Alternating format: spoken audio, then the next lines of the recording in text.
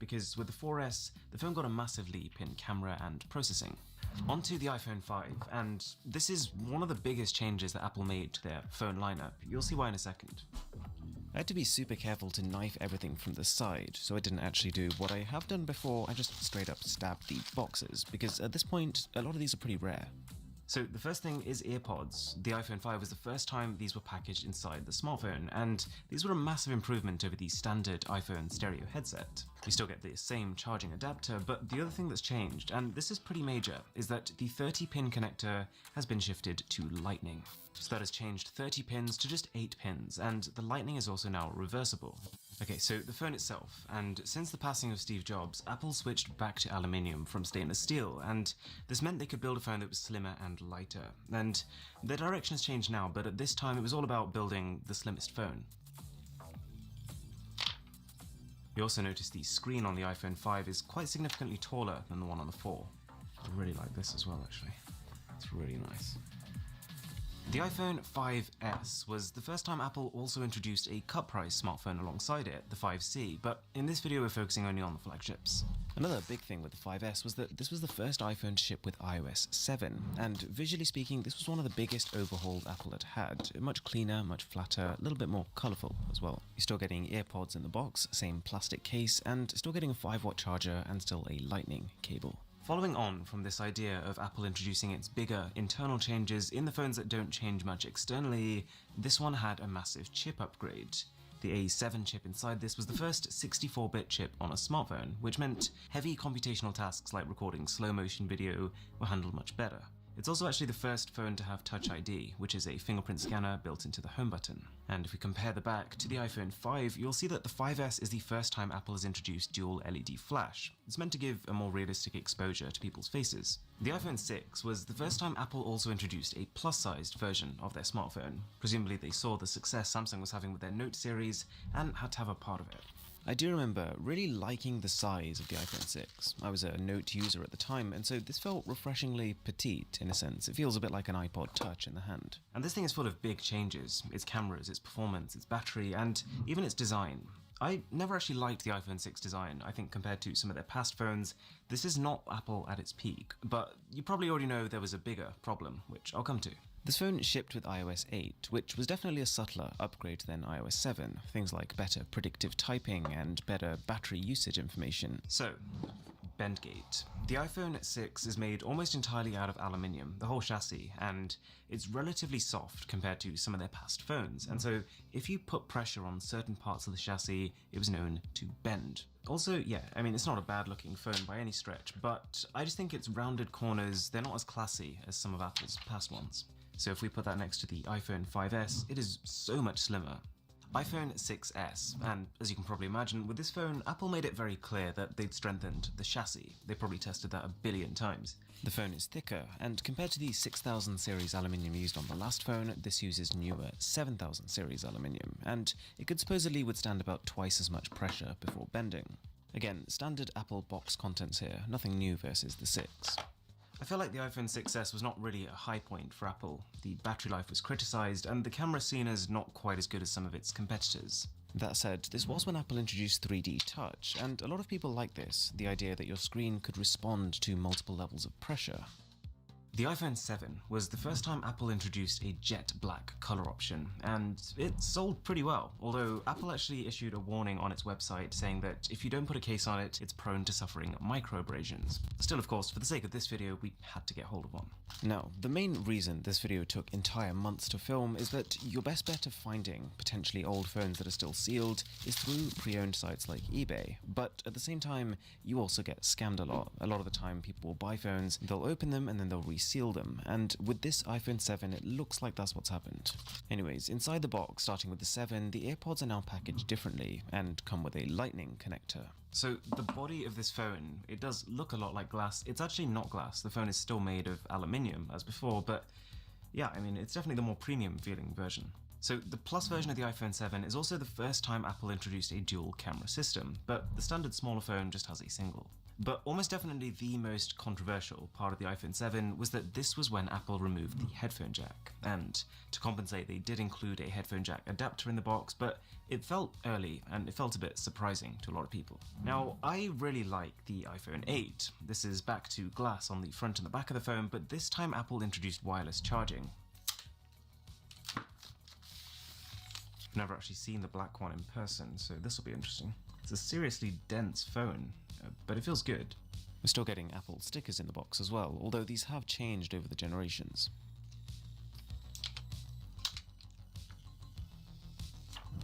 You can also see, compared to the 7, it generally looks pretty similar. I feel like the camera has become a little bit separated from the rest of the phone, but apart from that, the general positioning of everything has stayed the same. Now, the iPhone 8 was unusual for another reason. It was actually the first time Apple introduced 3 smartphones in one event. As well as the 8 and the 8 Plus, it was time for the 10.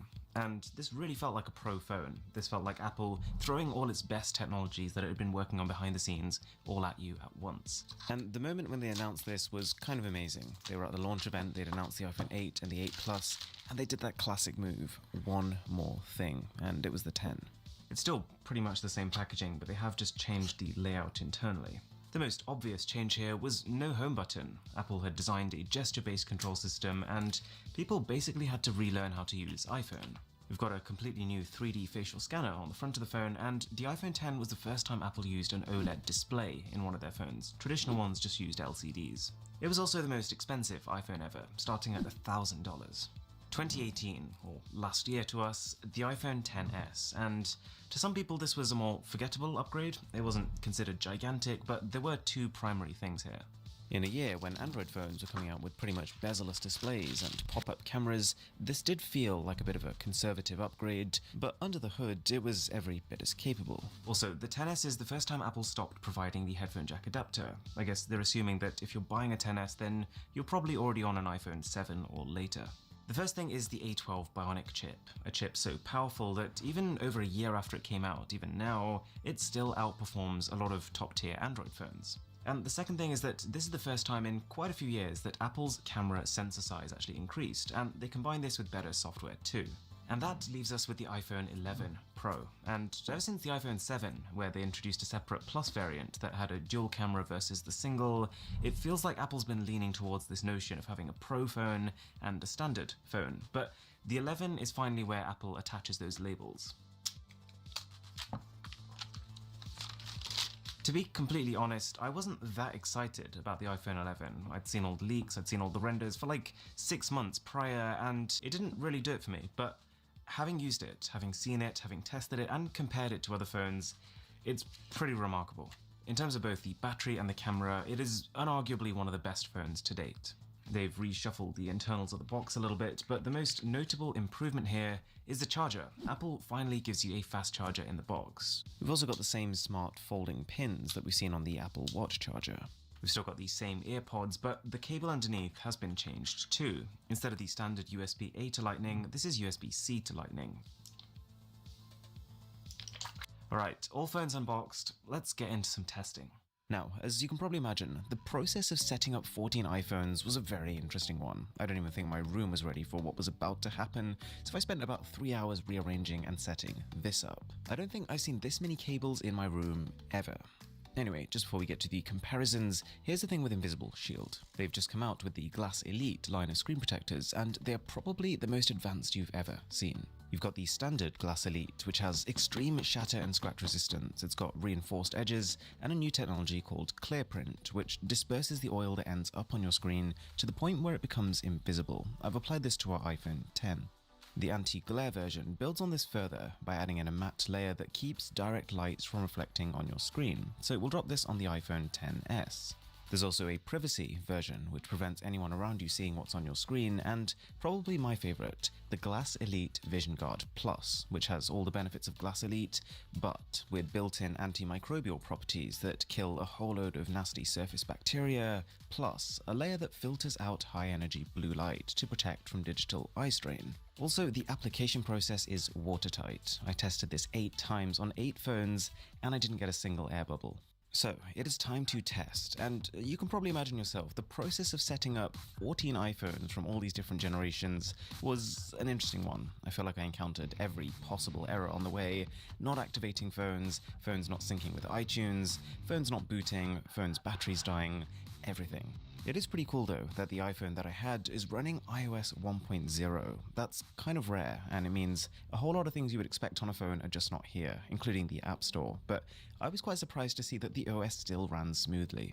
Sadly, for the sake of making these comparisons, I did have to update it to iOS 3, and I also had to send a few phones back because of dead batteries, but finally we did get there. And so let's start by comparing unlocking. You might remember the video I made recently comparing every Samsung Galaxy smartphone, and whilst on those the unlock patterns changed dramatically, on the iPhones they haven't really. All the way up to the iPhone 5, it was just a case of swiping and then typing in a 4-digit PIN code. Unlike the Samsung Galaxy phones, the way everything looks on the iPhones really depends almost entirely on what version of iOS it's running, and so I've updated each phone onto the latest that it can reach.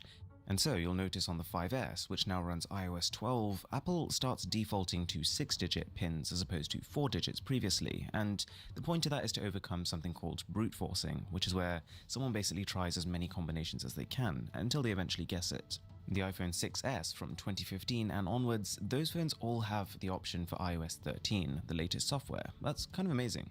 Just before the speed comparison, I wanted to quickly show you how the App Store has evolved, and you can probably tell yourself, looking at the 2G and the 3G, it is old school. We're talking grey backgrounds, we're talking a dedicated section for the top 25 apps. Things have changed so much. On the iPhone 3GS, which was supported all the way up to iOS 6, you get a much more advanced App Store, with multiple rows that can be scrolled independently, plus a Genius section for recommendations. On the iPhone 4, you can see when Apple was testing a feature called Near Me, they wanted to show applications that were popular in your area, but that didn't really take off. And from the 5S and onwards, we're into the modern era. This is the current design for the App Store, and you could call it a magazine layout. It kind of brings attention to a few important apps and games, and then hides the others away, but in a way that can be searched for quite easily. Okay, time for a benchmark, and my weapon of choice is the Passmark performance test, primarily just because it's one of the few benchmarks that works even on older versions of iOS. It's not going to work on the iPhone 2G, because that's on iOS 3, which is super old, but it does work on the rest of them, and thankfully the iPhone 2G, in terms of its processing power, is nearly identical to the iPhone 3G, so we can use one score interchangeably. If we take a look then at CPU performance over time, it's kind of amazing. Between the 3G and the 3GS, the score is almost 4 times higher. Between the 4 and the 4S, it is a 3 times jump. Between the 5 and the 5S, almost 4.5 times. These are astronomical leaps in performance. After this point, there aren't any jumps that are as significant in terms of percentage gain, but between the 7 and 8, you're still getting almost twice the CPU power, which is a lot. The 10S was a pretty small increment over the 10, but the 11 Pro, actually a bigger jump than I was expecting. But the biggest jump comes when we compare where we are now to where it started, and on this benchmark at least, the score now is 1,000 times higher than the first iPhones. That's crazy. The next thing was a camera test, but just before that, while the phones are all out here, I thought I'd show you what the calculators look like on these phones. If you got there right at the beginning on iOS 1, it looks pretty circular, and after this it starts to become squarer, and as soon as we hit the iPhone 4 it stays square but starts to become flatter in terms of design, and on the 5S and beyond you've got the current aesthetic, which is circular again, but flat. Now, I'm going to do a display comparison as well, but it's time for cameras, and let me tell you, trying to carry 14 iPhones at the same time is a logistical problem. But we got there, and what I've done is captured 4 photos, but with each photo I've captured one version on every single iPhone, and so you can see the progress made as we go up the ranks. The improvement in the quality of shots is going to be most noticeable in low light, which I'll show you in a minute, but during the day there is one thing you'll notice. Dynamic range improves massively, the ability to capture detail in both the bright and the dark parts of the image, and I would say up until the iPhone 7 something is lacking, and this somewhat addresses the misconception that smartphones have plateaued, that they're not evolving, because actually a big part of this improvement has happened in the last few years. And for perspective, we're going to switch back to the iPhone 2G just to see how that compares. If we pull up a new image in a similar lighting condition, I'll cycle through it a bit faster, but you should notice the same trends. The shadows become better exposed, and the bright areas more well controlled, generally speaking. The iPhone XS is a notable turning point where dynamic range finally gets really good, even though that phone in most other senses was quite an iterative upgrade. And again, here is our comparison to the iPhone 2G at the beginning. But another thing worth noting is that the iPhone 11 Pro introduces an ultra-wide camera for the first time on an iPhone. Now for low light, I found a staircase that was pretty much unlit. It wasn't pitch black, I could still see with my eyes, but dark. And you'll see the first few iPhones pick up almost nothing, just a glimmer of light. And the interesting thing about this is that that trend barely changes. Even the iPhone 5S, the iPhone 6, the iPhone 6S, it's not until the iPhone 7 that we see a jump in low light performance. This again plateaus until the iPhone XS, which does a better job of dealing with noise and manages to produce low-light photos with more natural colors. But then, you can see the impact that night mode makes on the iPhone 11 Pro. And if we swing back to where we started, it is unbelievable to think that these two phones are shooting the exact same scene. The last camera test is front cameras, and right off the bat you probably noticed we started on iPhone 4, because every iPhone before that didn't have a front camera. You'll notice skin tones improving over time, as well as somewhat the exposure of the sky behind me. But again, this is another one of those cases where the big jump actually doesn't happen until the iPhone 8, and the even bigger jump, the iPhone XS. The 11 Pro makes slight adjustments to this and can also go much wider than every iPhone before it. So, for the display comparison, I wanted to transfer the same image onto every single iPhone. And this proved to be a bit of an adventure in itself, with the original iPhone not even having Bluetooth, not connecting to my Gmail, and refusing to acknowledge my laptop. But I did manage to do it. Anyways, displays, and starting with the original iPhone, we had 165 pixels per inch, or PPI, and this was considered pretty sharp at the time. This stayed constant with the 3G and the 3GS, but it wasn't until the iPhone 4 when we got a massive leap.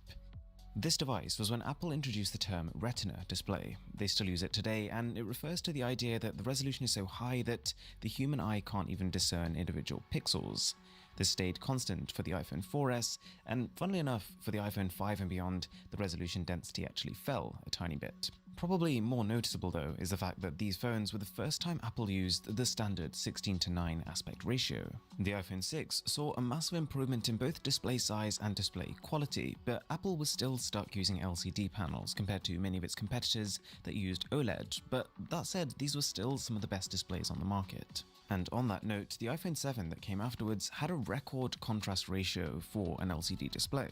The iPhone 8 went down pretty well too, but at the time, most eyeballs were on what was launched alongside it, the iPhone X.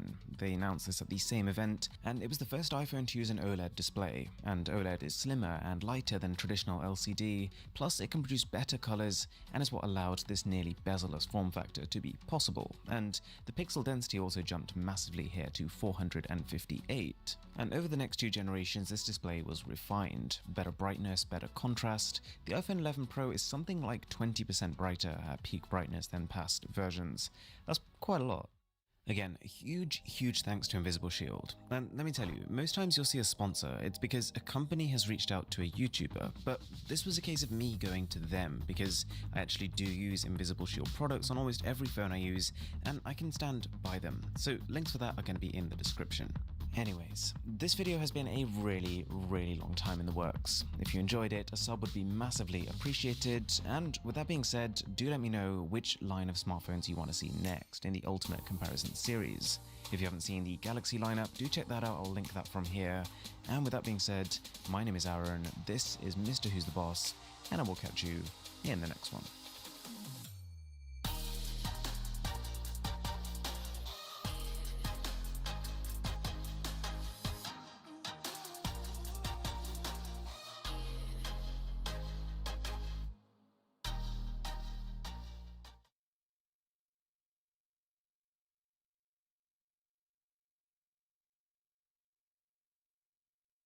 Welcome to the ultimate Galaxy Note comparison, from the original Note to the Galaxy Note 20 Ultra. So the very first Note in 2011 was a real WTF moment. The packaging is pretty standard for 2011, because, I mean, at this time, phones were still seen as tools as opposed to items of luxury. Just simple things inside, like a micro USB cable, and of course, a removable battery. After years of palm-sized smartphones, Samsung was one of the first companies to be like, you know what, screw it. We think there's room for something bigger. The Galaxy Note was more of an experiment than anything else, so Samsung didn't invest too much in creating new, distinct features for it. It was essentially a big, HD Galaxy S2 with a larger battery and an S Pen. But it really was big. The 4.3-inch display on the S2 became 5.3 inches, and even though with today's screen numbers that sounds like a piddly figure, because of how wide the aspect ratios on phones used to be, it still feels quite chunky. Anyways, the media was torn. Some people said this was exceptional and groundbreaking, other people said you'd look like a fool when trying to use it. But the fact of the matter is, the Note sold well for a new product category, with 10 million units being shifted. So, with the Galaxy Note 2 the next year, Samsung was confident. They knew it was going to sell well, so they decided to make the Note better. The box looks basically the same, to be honest. The phone first, made of plastic just like the first Note, with accessories underneath. The Note 2 took the Pebble-inspired design language of the Galaxy S3 released earlier that year, but this time, as well as sizing up their S-series phone, the Note overclocked the chipset from 1.4 GHz to 1.6 GHz, and they doubled the RAM to 2 GB instead of 1. This was quite a lot of RAM. Also, I would say that it was with this phone that the S Pen became more than a stylus. AirView allowed you to peek inside folders, and you could now select an area and take a screenshot of just that. Something about the Note 2 really appealed to me. Whether it was the clean white finish or the feather-like wallpapers, I just felt like this was a really elegant phone. And as a result, the Note 2 is actually the first Note that I bought. Admittedly, way after launch when I could actually afford it. But I loved it, and so did a lot of people. Compared to the roughly 10 million sales of the first Note, the Note 2 shifted 30 million units. So it's a bit of a shame that the Note 3 from 2013 didn't really do it for me. This was the same year that Samsung made the Galaxy S4. And with these phones, I feel like Samsung got a bit carried away with their past sales figures. They felt like, oh look, everyone wants Samsung phones, maybe they also want Samsung services too. So these phones were just packed with bloatware. In fact, the T-Mobile version of the Galaxy Note 3 came pre-installed with 62 applications. Think about that number. That's more apps than I think 3 phones put together should have. This was also actually the first year that Samsung really started pushing their eco-friendly agenda, hence the pretty garish fake wooden box. Bloatware aside though, the Note 3 was actually a really good phone. This was really Samsung cementing the Note as their powerhouse phone. It was one of the first phones with 4K video recording. It had 3 gigs of RAM instead of 2 for the Galaxy S4, and they'd even fully upgraded the chipset from that phone. Plus, the catalogue of features from this S Pen just kept growing. You could already take screenshots with it on the last phone, but now you could scribble all over them, and the stylus became a more suitable alternative to typing, with better handwriting recognition and integration with the rest of the software. Now, the 2014 Galaxy Note 4 is a phone that I would say I almost forgot about. The Note 4 stuck with a very similar body and 5.7-inch screen size to the Note 3, and I guess just because of how externally similar it was, this never really stuck out to me. I will say this, it's way nicer packaging than the Note 3. They've gone white, and a much cleaner white, with a simpler design than their early white boxes. To be honest, I'm just glad that the fake wood is gone. I will say this though, I love the matte chamfers around the edges of the phone. And even though it was less visually exciting than some of the past Note phones, the Note 4 was probably the biggest jump over the S series that came before it. Versus the S5, the Snapdragon 801 became the Snapdragon 805. 16GB of base storage became 32. Gorilla Glass 3 became Gorilla Glass 4. And they introduced optical image stabilization in the camera, and Samsung shot straight from a 1080p display to a Quad HD one. The Note 4 was very much a phone that deserved to exist. Plus, it was around this time that Samsung started cleaning up the way their TouchWiz skin looked. Because, let's be honest, before this, its reputation wasn't very good. This software looks a mile better than what we saw on the Note 3. Also, this is kind of wacky, but alongside the Galaxy Note 4, Samsung also unveiled their first ever phone with an outward curved display. This is the Galaxy Note Edge. And I remember really wanting one of these, even if it is kind of weird because of how that curve is only on one side. 2015 was a turning point. It felt like, before this, every year the Note was becoming more and more impressive and more separate from the S series before it. But the Note 5 was an afterthought. Packaging-wise, this was the first year that Samsung started putting sleeves on their boxes, which makes sense because it's probably easier to mass print and then transport sleeves as opposed to the boxes themselves. Now, the reason I say this phone was an afterthought is actually not at all because the Note 5 was a bad phone. I used this as my main phone for a while, and I really liked it. It's more just that this was the year when Samsung started doubling down on their S series. Earlier in this year, they released not just a Galaxy S6, but a Galaxy S6 Edge, and Samsung gave those phones everything. All the perks that the past Note phone had, the optical image stabilization, the Gorilla Glass 4, the higher resolution Quad HD display. Samsung gave those features to its wider reaching S series of phones. So just as a result of that, the Note felt like what it did right at the start. A bigger S phone with a pen. Only that this year, it wasn't even bigger. In a weird turn of events, at the same event where they launched the Note 5, Samsung also dropped the Galaxy S6 Edge Plus, which had an identical 5.7-inch screen size, only that was kind of the more premium phone, because it had the fancy new curved sides. On the bright side though, the S Pen now clicks into place within the phone, and every Samsung flagship released in this year was made of glass, so this definitely feels more premium than any Note before it. Okay, 2016 was the year of the Galaxy Note 7. And this was a very interesting phone for a lot of reasons. For starters, they jumped a number. They went straight from the Note 5 to the Note 7, because for the longest time, the Galaxy Note series had lagged one number behind their S series. The Note 1 came out just after the S2, the Note 2 came out just after the S3, etc. So they finally fixed it. In 2016, they had the Galaxy S7 phones, and now the Note 7. Good decision. But actually, as well as jumping in numbers, they also jumped in price. If you've been paying attention to the prices of the last phones, they were all pretty much around $700. This thing was $850.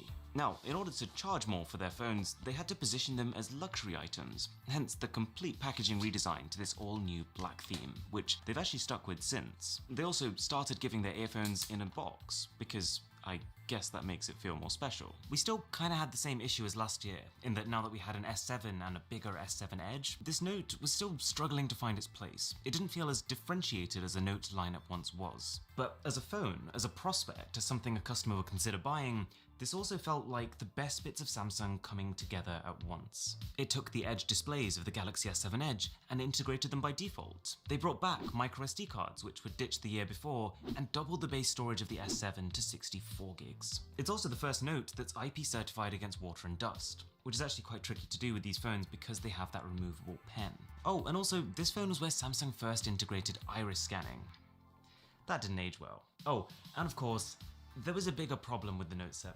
The first 5 days of this phone going on sale were glorious. It was doing great numbers, the reviews were fantastic, but then all of a sudden out of nowhere, they started exploding.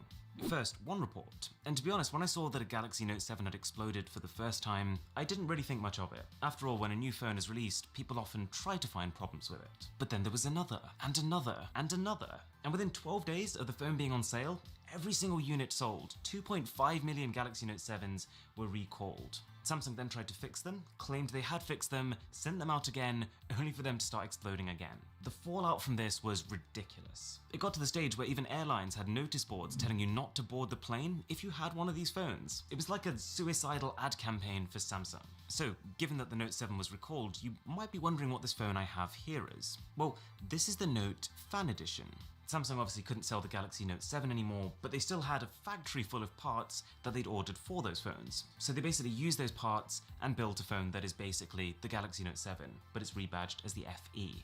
On the subject of explosions though, 2017 was the year that screen sizes exploded. And it's not that phones got bigger in particular, it's just that the bezels got shaved dramatically. So much so that the 5.7-inch display on the Galaxy Note 7 became 6.3 inches on the Galaxy Note 8. This phone's box is pretty much just an evolution of the all-black theme they introduced last year. It's very premium, all accessories have their place, as opposed to just sitting loosely inside, and Samsung has also leveled up the earphones thanks to a partnership with AKG. Like the last few years, the Note 8 was pretty similar to the plus-sized S phone just before it. Same chipset, similar display size, both went up to 6 gigs of RAM. But this was the year that Samsung finally figured out the direction they wanted to take their Note phones in.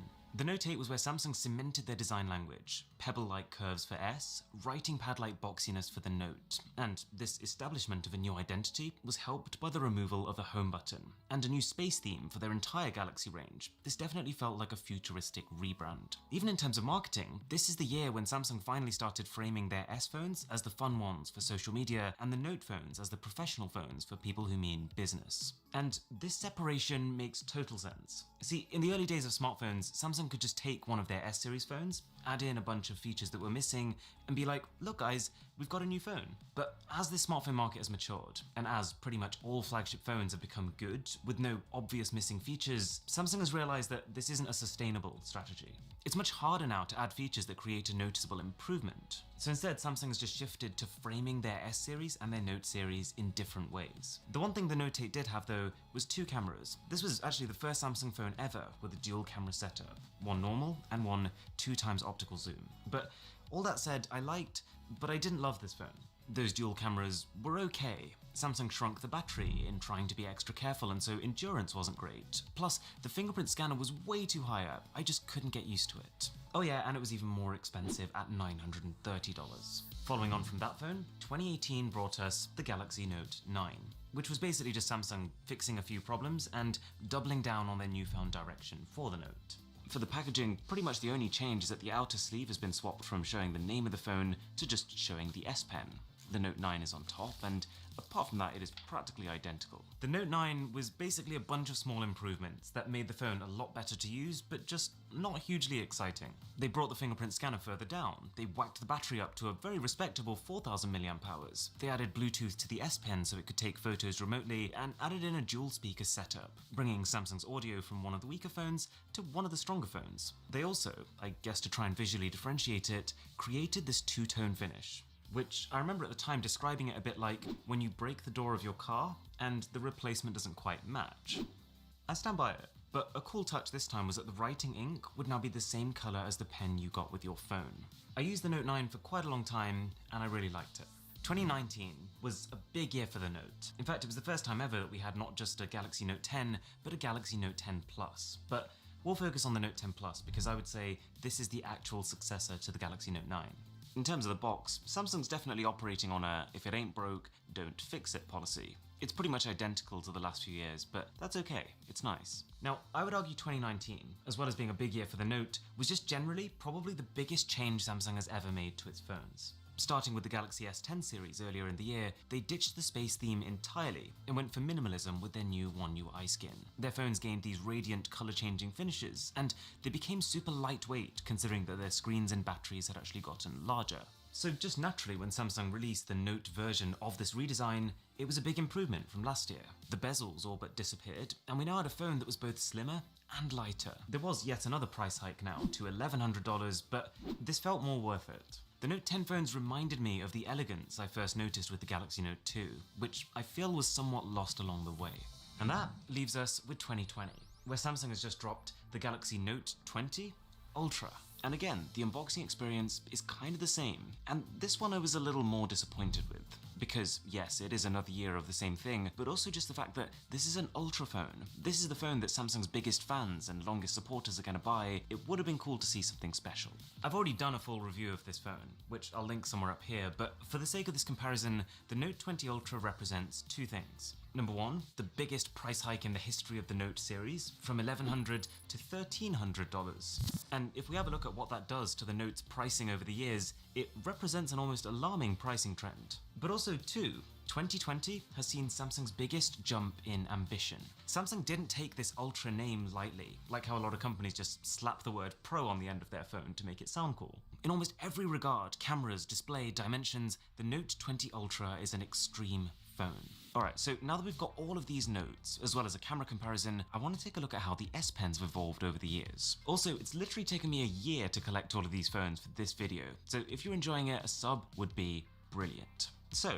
fun fact, the pen on the first Galaxy Note was rounded, after which Samsung quickly realized they could eliminate rolling by making it squarer. So the Note 2's S Pen was squarer, and also the chunkiest S Pen they ever made, almost the size of an actual pen. The Note 3's was a further refinement, with a design that was now symmetrical, so you could put it into the phone either way up. The Note 4's S Pen was very similar, but with the Note 5, at the same time that Samsung went all glass on their phones, the S Pen got a huge redesign, way slimmer, and it now looks like like metal, although actually it is still plastic. And to be honest, from this point onwards, they did very little to it. They shifted the button a little further up, they eventually ditched the big Samsung logo on it, but really at its core, the Note 20 Ultra's S Pen has the same design as the Note 5's, but the latency and its software features are miles better. Plus, from the Note 10 onwards, there's almost zero friction. The S Pen sort of glides in and glides out. It's also tough to describe just how much the feel of these phones has improved too. The Note 1 can scroll through pages fine, but almost every action feels slow,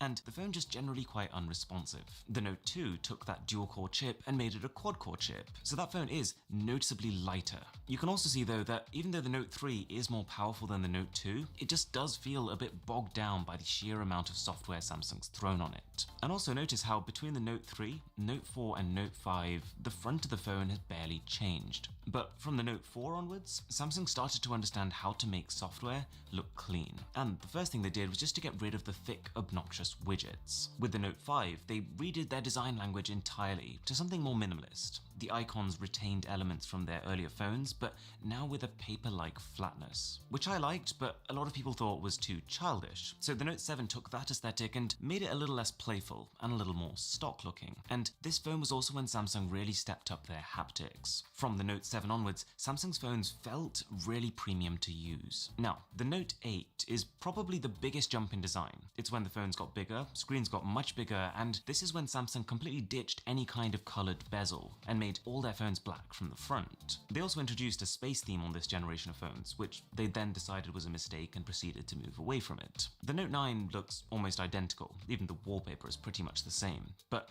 the Note 10 Plus was a huge overhaul, an impressive, refreshing design, and a phone that just feels light, both in terms of how fast it is and its lack of physical weight. And so it's no surprise that the Note 20 Ultra basically takes inspiration from that phone, but it packs in even more display, a smaller hole-punch camera, and twice the screen refresh rate at 120Hz, making it so smooth. Okay, so in case you're wondering, yes, I built this rig. And also, yes, it's a completely excessive idea that serves little purpose, but hey, I wanted this to be a special video. So, taking a look at the phone's cameras, the camera app started very basic. There was a phase when it became cool to have all the menus disappear to make the phone seem like a borderless window. Samsung tried to make the camera app cleaner and cleaner as they progressed, but as more and more features got added, it just made sense to start categorizing them. So the camera app kind of went back to its original bordered style. You can also see how Samsung slowly added more cameras to their phones. To start with, it was an extra telephoto camera, and soon after, also an ultra-wide. Now, in terms of how the actual photos turned out, here's the Note 1, all the way up to the Note 20 Ultra. And actually, in all of this time, photo resolution barely changes. It's 8 megapixels on the very first Note, and 12 on the very latest. But the quality of those shots improves with almost every generation, whether that's through a larger sensor or just improved software processing. It is genuinely a night and day difference. Alright, if you enjoyed this video, as I mentioned, a sub to the channel would be brilliant. My name is Aaron, this is Mr. Who's the Boss, and I'll catch you in the next one.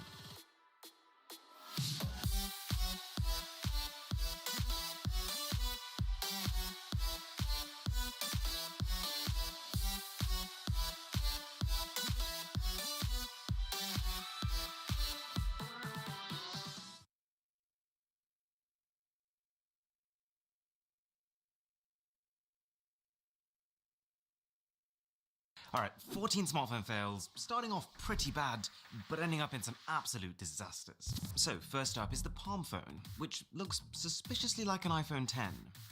For babies. They're selling this as a companion phone for minimalists. The idea being that you leave your main phone at home and take this tiny little thing with you when you're out and about. And I kind of like this concept of something that can keep you connected without being distracting, but this ain't it, Chief. Aside from the fact that it's almost invalidated by the existence of a smartwatch, it just feels like there's an inherent contradiction here. Because surely, as a minimalist, the last thing I'd want is to have to split all my stuff between two different phones. Plus, it's being targeted as a way to get away from your distractions, but it's still a full Android phone. You can do everything, it's just bad. Poor camera, tiny screen, slow processing, and terrible battery life. So I'm gonna give this one a 2 out of 10 fail rating. The consequences aren't major, but it's a flawed concept, and as a result, has kind of disappeared off the radar. In 13th place, we have the myth, the legend, the Escobar Gold 11 Pro. A few months ago, the Escobar company announced that they were going to sell a gold-plated iPhone 11 Pro for $499. And without delving into the details of it, they weren't. It was a scam. A scam that we debunked within 4 days of it being launched, after which it very quickly disappeared from their website. So, 3 out of 10 fail, considering that the entire launch was stopped in its tracks. Now, jumping back a few years, the LG Optimus 3D is one of those devices where you have to say, fair play, you tried. On very first glance, apart from the fact that it was a thick boy phone, you might not have even noticed something was amiss. But this was a 3D phone, and they really committed to the idea. It had a 3D display, 3D applications, and even dual 3D cameras on the back. And this was a fun phone. Like, going around taking 3D photos and even 3D videos was an incredible novelty all these years ago. But there were just too many limitations. The second you entered 3D mode, the resolution of the screen would half. To get the 3D to work, you'd have to look at it from a really specific angle, and I guess more important than any of that, there wasn't really much 3D content available. This phone was almost banking on 3D becoming the next big thing, on being able to tap into a flourishing ecosystem of 3D content. And to be fair, had 3D taken off, this phone might well have been a huge hit. But as we quickly discovered from how well the 3D TV revolution went down, people didn't really care. So I'm also giving this one a 3 out of 10 fail. Saved in part because I don't think it was a particularly dumb decision. LG took a gamble, it just so happened that they took a gamble on the wrong thing.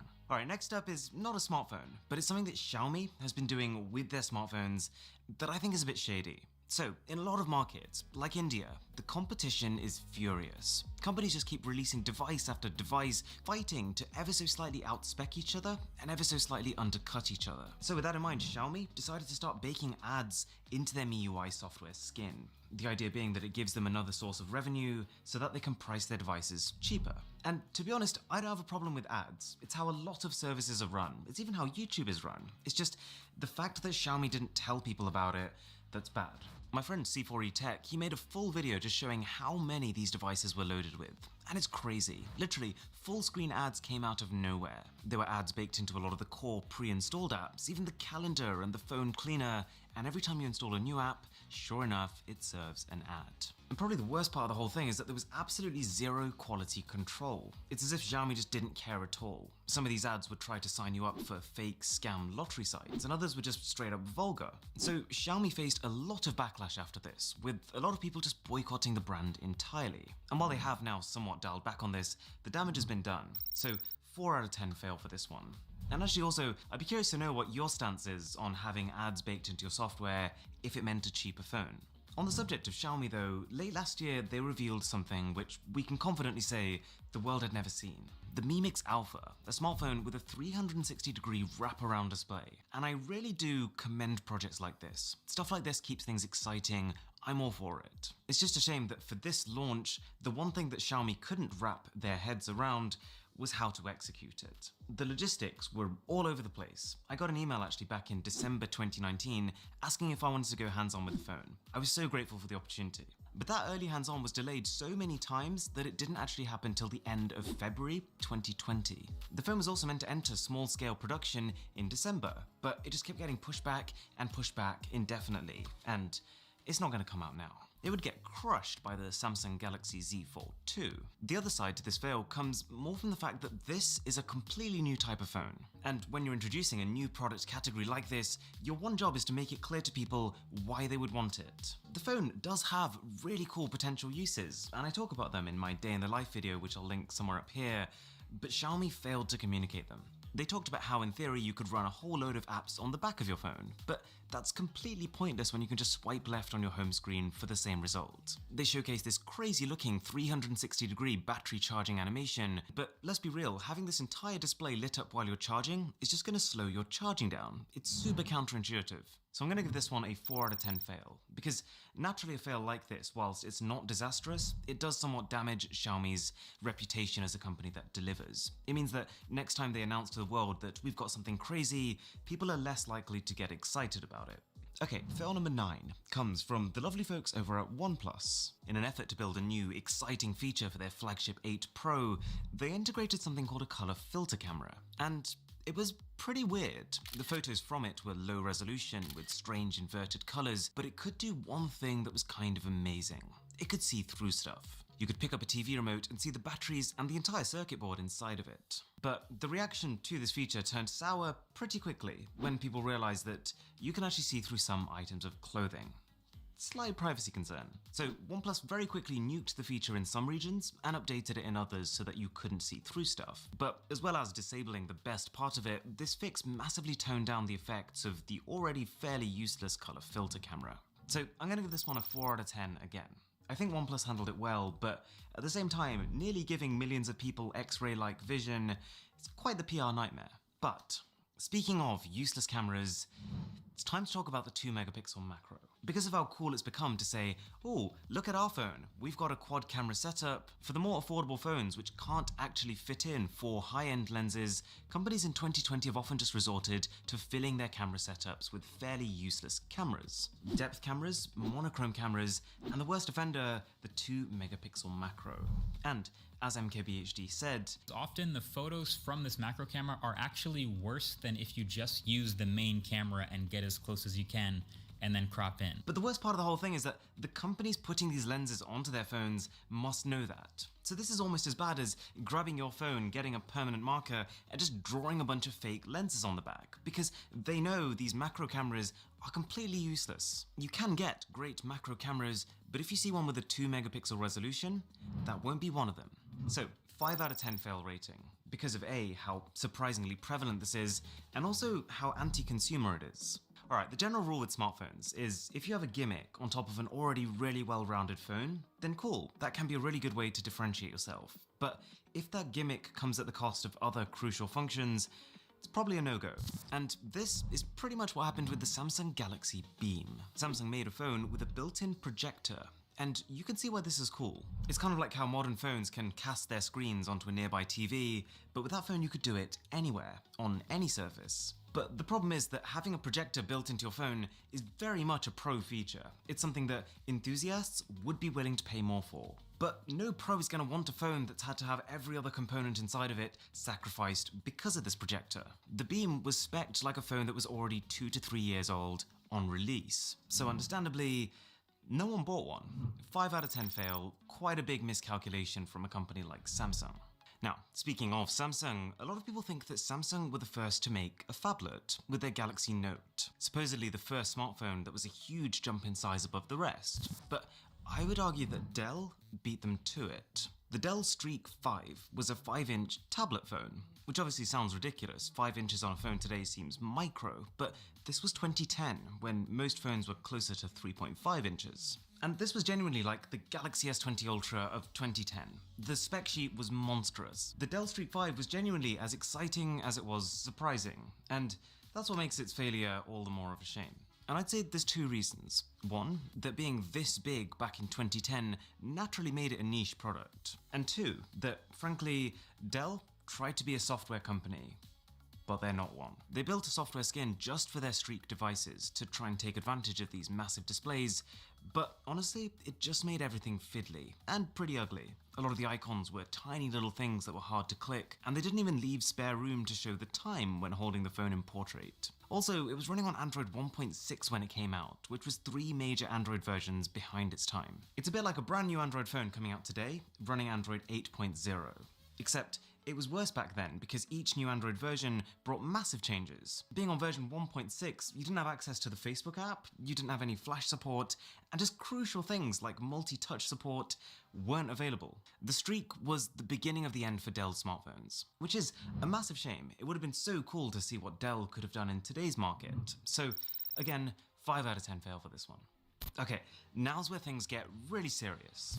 So back in 2013, a Russian company called Yota Devices came out with something that raised a few eyebrows. The Yota phone. Traditional LCD display on the front, and a paper-like e-ink display on the back. Now in theory, this is a hit, because all of a sudden all your reading tasks can be done on a display that A, is perfect for reading, a bit like a Kindle's display if you've ever used one of those, and B, one that barely uses any power.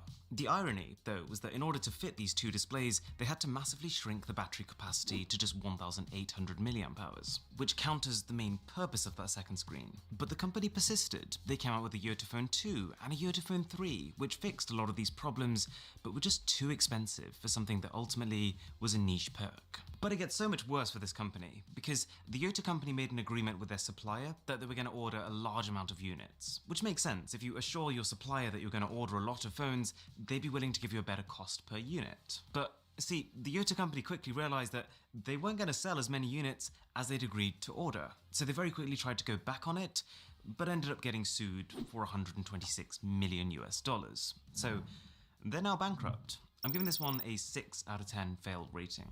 Now, one of the biggest smartphone fails of all time has been HTC. They went from being the maker of the first ever Android phone to now having 0.05% market share. And it's been this really sad, slow decline with each successive flagship becoming less and less relevant. But I've already covered this in a different episode of Smartphone Fails. What I'm talking about now is HTC's attempt at a revival. Because it got to the stage where HTC was done, the curtains were closed, and we finally made our peace with the fact that HTC was out of the smartphone game.